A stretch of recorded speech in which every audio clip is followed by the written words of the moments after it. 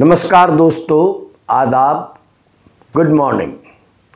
भारतीय राजनीति में शायद ही कोई ऐसा नेता रहा हो जिसने विचारधारा की इतनी परतें उतारी और इतनी सहजता से पहनी जितना बिहार के मुख्यमंत्री नीतीश कुमार ने। नीतीश जी कभी समाजवादी आदर्शों के प्रिय हुआ करते थे, जयप्रकाश नारायण जी के आंदोलन से निकले और गढ़े गए।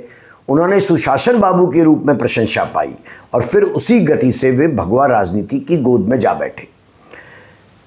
अब जब इन दिनों बिहार में चुनाव चल रहे हैं और कल इंडिया गठबंधन ने तेजस्वी यादव को मुख्यमंत्री पद का चेहरा घोषित कर दिया, तो एनडीए में अब तक नीतीश कुमार को अपने आधिकारिक उम्मीदवार के रूप में पेश नहीं किए जाने का दबाव बढ़ने लगा है। आपको पता है कि गृह मंत्री अमित शाह जी ने कुछ ही दिन पूर्व बड़ा स्पष्ट कहा था एक साक्षात्कार के दौरान कि नेता तो जीत के बाद विधायक चुनेंगे। उनका ये कमेंट बहुत गहरे मायने रखता है। अमित शाह ने ओपनली ये कहने से परहेज किया कि यदि एनडीए चुनाव जीतकर आता है तो मुख्यमंत्री नीतीश कुमार ही रहेंगे, और यही कारण है कि राजनीतिक गलियारों में अब सवाल उठने लगा है, और स्वाभाविक भी है ये सवाल, कि क्या नीतीश कुमार के ये अवसान काल की शुरुआत है।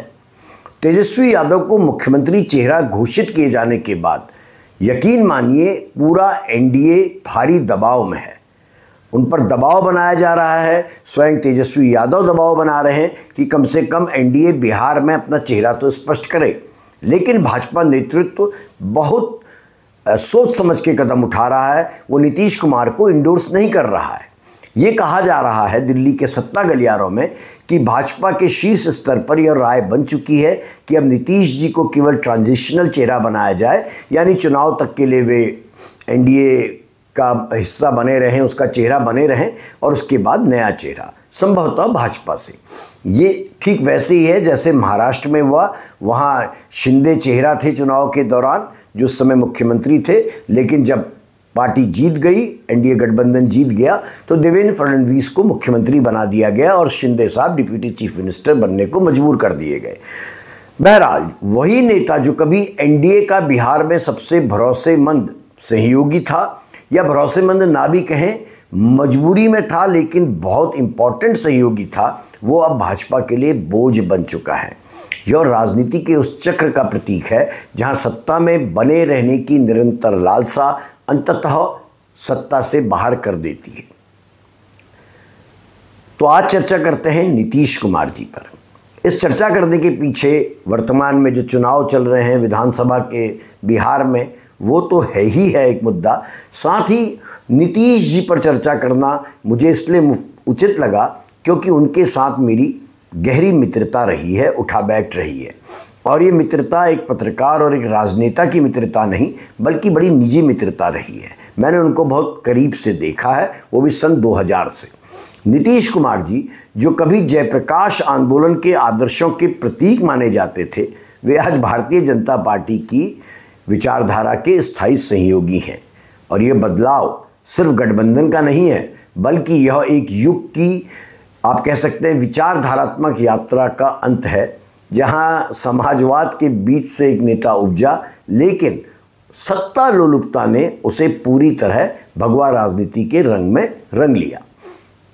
याद कीजिए, जिन्होंने इतिहास पढ़ा है वो जानते होंगे कि 70 के उत्तरार्ध में जब जयप्रकाश नारायण जी ने संपूर्ण क्रांति का नारा दिया था, और ये नारा तत्कालीन प्रधानमंत्री इंदिरा गांधी जी की दमनकारी नीतियों के खिलाफ था, तब नीतीश कुमार उन छात्रों में शामिल थे जो भ्रष्टाचार और सत्तावाद के खिलाफ सड़कों पर जेपी के आह्वान के चलते उतरे थे।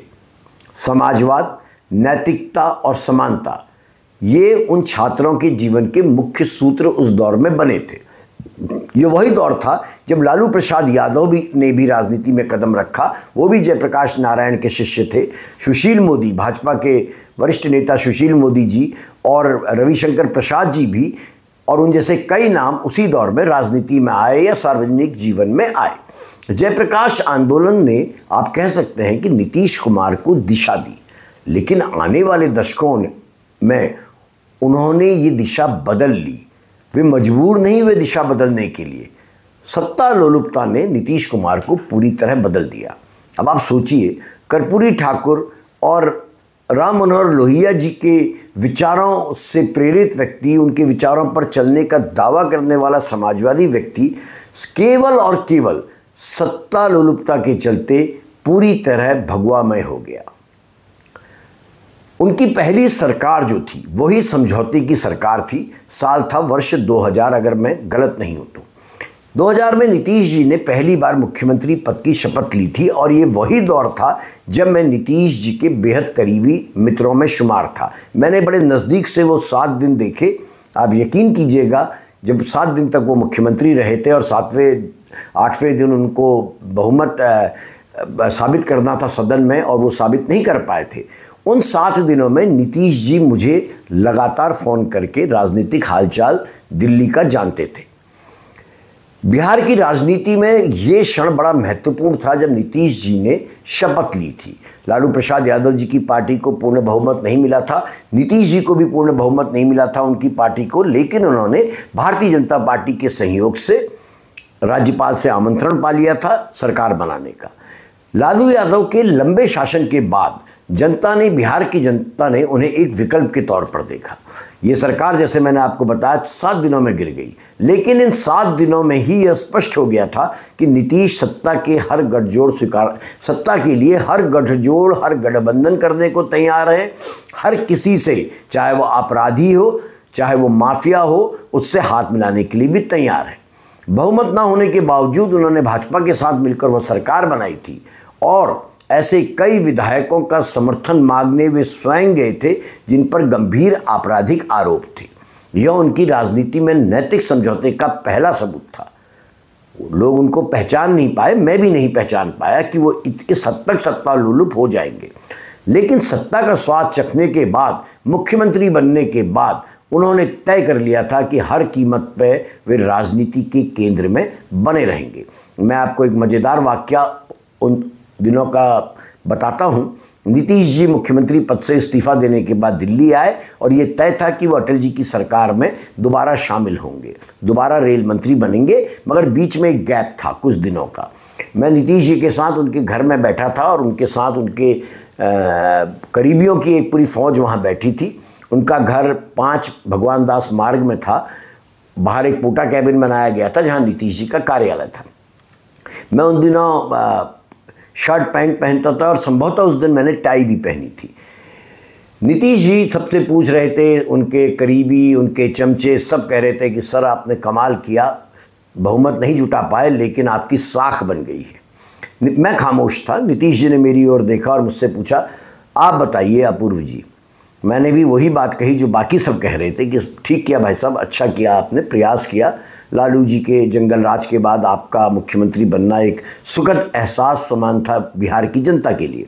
नीतीश जी को शायद मेरे चेहरे को देखकर लगा कि जो मैं बोल रहा हूँ वो झूठ बोल रहा हूँ, या मेरे चेहरे में यह भाव था कि मजबूरी वश, मित्रतावश में झूठ बोल रहा हूँ। उन्होंने मुझे इंसिस्ट किया कई बार कि नहीं आप बताइए, देश में उनका तरीका है ये बोलने का कि बताइए मीडिया क्या कह रहा है, देश का मीडिया क्या कह रहा है और मेरी छवि पर क्या प्रभाव पड़ा है। तो अंततः मैंने कह दिया कि अगर आप पूछना ही चाहते हैं तो सच ये है कि जो ध्वल वस्त्र आपने पहने हैं, नीतीश जी वाइट कुर्ता पजामा पहनते हैं हमेशा, तो ये जो सफ़ेद कपड़े आपने पहने हैं इसमें एक ऐसा दाग लगा है जो कभी नहीं धुलेगा। आपने अपनी 7 दिन की सरकार को स्थायी बनाने के लिए हर गलत तत्व से हाथ मिलाया है।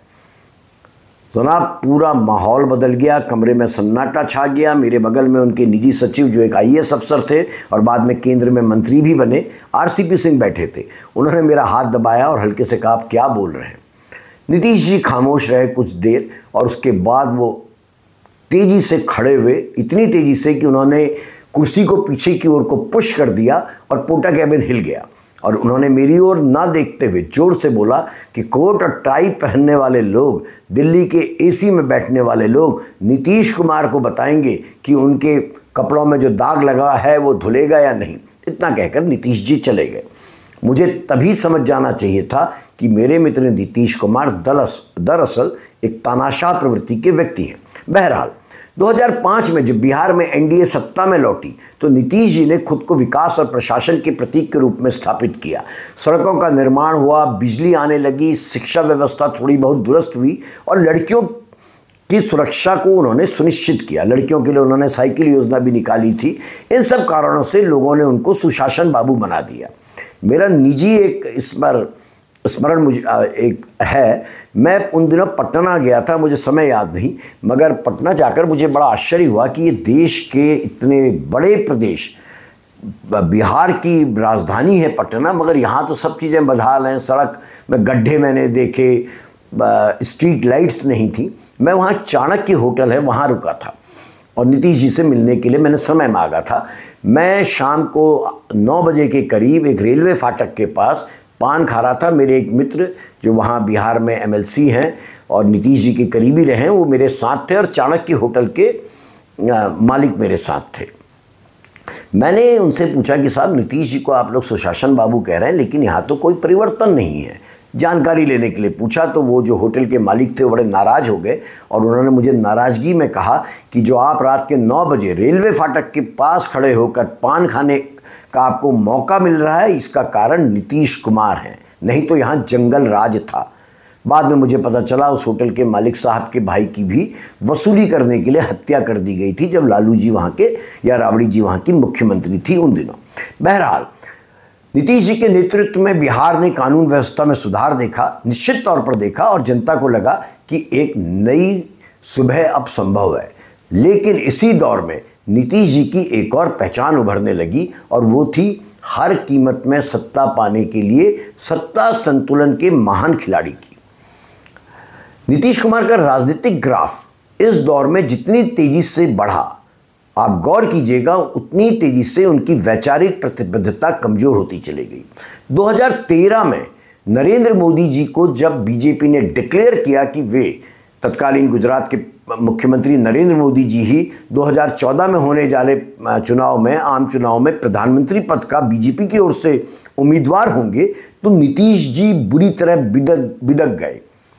उन्होंने एनडीए के साथ अपना गठबंधन तोड़ दिया, भाजपा से संबंध तोड़ दिए। उन्होंने तब कहा था कि हम सांप्रदायिकता के साथ नहीं चल सकते। बहुत कुछ उन्होंने मुख्यमंत्री मोदी जी के लिए तब कहा था। लेकिन 2 साल बाद 2015 में जब वे लालू और यादव जी और कांग्रेस के साथ हाथ मिलाकर सत्ता में लौटे, भारी बहुमत से सत्ता में लौटे, तो उसके बाद फिर पलटी मार ली। मात्र 2 साल बाद 2017 में 15 में सरकार बनाई और 17 में उन्होंने पलटी मार ली। क्यों मारी, ये आज भी रहस्य है। हालांकि उन्होंने कहा कि लालू यादव के साथ रहते उनको भ्रष्टाचार का सामना करना पड़ रहा था, इसलिए उन्होंने महागठबंधन तोड़ दिया और बड़ी आसानी से भाजपा में चले गए। जीवन भर हम किसी भी तरह से उन लोगों के साथ फिर नहीं जाएंगे। हम लोग साथ जो पुराने समाजवादी हैं, एक साथ रहेंगे और बिहार का तो तरक्की करेंगे ही, देश के उत्थान के लिए भी हम लोग मिल करके काम करेंगे। यहां से नीतीश जी की राजनीति का असली चेहरा स्पष्ट होने लगा। विचार नहीं, सत्ता ही लक्ष्य है। उन्होंने एक बार खुद कहा था कि मैं राजनीति में स्थायित्व चाहता हूं। बहुतों को लगा वे कंटिन्यूटी पर बिलीव करते हैं, मगर यह स्थायित्व विचारों का नहीं था, हर कीमत कुर्सी में बने रहने का था। 2005 में जंगल राज खत्म करने का दावा करने वाले नीतीश कुमार जी ने अपने शासनकाल, इतने लंबे अरसे से वो मुख्यमंत्री बने हुए हैं, 20 बरस से, जम के अपराधी तत्वों के साथ गठजोड़ किया। उनके ऐसे कई विधायक हैं और सहयोगी हैं सत्ता पर जिन पर गंभीर आरोप हैं। जनता दल यूनाइटेड ने भी ऐसे चेहरों को टिकट दिया और नीतीश जी ने कभी भी इसका विरोध नहीं किया। जेडीयू उनकी जेबी पार्टी है, वो चाहते तो ऐसे लोगों को टिकट नहीं देते। ये वही दौर था जब जनता को महसूस होने लगा कि सुशासन की जगह सत्ता सुरक्षा नीतीश जी की प्राथमिकता बन चुकी है। उनके करीबी नेता कुतर्क देते हैं कि राजनीति में व्यवहारिकता जरूरी है, मगर यही व्यवहारिकता नीतीश कुमार जी के वैचारिक तल की मौत साबित हुई है। नीतीश कुमार की राजनीति का सबसे स्थायी सिद्धांत अगर आप देखेंगे, वो है सत्ता से कतई दूरी नहीं। भले ही इसके लिए उनको बार बार गठबंधन बदलना पड़े, मगर वे कभी भी विपक्ष की कुर्सी को स्वीकारने के लिए तैयार ही नहीं हुए। वे भाजपा से अलग हुए तो लालू जी के साथ आए, लालू जी से नाराज हुए तो भाजपा के पास वापस लौट आए। 2022 में तो उन्होंने कमाल कर दिया। वो अच्छे खासे सत्ता में थे एनडीए के साथ, भाजपा के साथ, लेकिन अचानक ही उन्होंने गठबंधन तोड़ दिया और इंडिया गठबंधन में शामिल हो गए और 2024 में एक बार फिर भाजपा की गोद में लौट आए। उनके इस निरंतर पाला बदल ने अब जनता में यह विश्वास खत्म कर दिया है कि वे किसी विचारधारा के प्रति ईमानदार हैं। आप देखिएगा, आप सबको पता होगा, जो बिहार की राजनीति को समझते हैं, उनकी पार्टी जनता दल यूनाइटेड का आकार सिकुड़ गया है और सहयोगी दल में भी उनके प्रति असहजता है।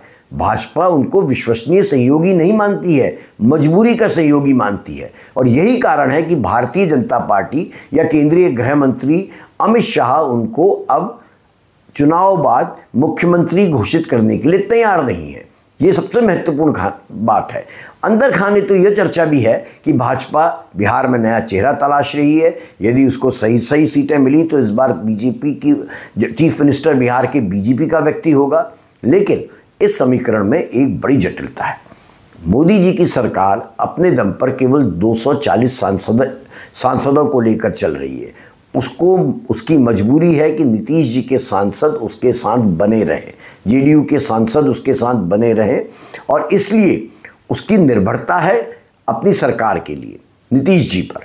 अब भले ही चुनाव के नतीजे एनडीए के पक्ष में आए और नीतीश जी को हटाने का भाजपा सोचे, तो भी ये बहुत इजी नहीं होगा। ये तभी संभव होगा जब जनता दल यूनाइटेड में भारी तोड़फोड़ भाजपा कर पाने में सफल रहे। और आप जानते हैं भारतीय जनता पार्टी इस काम में माहिर है।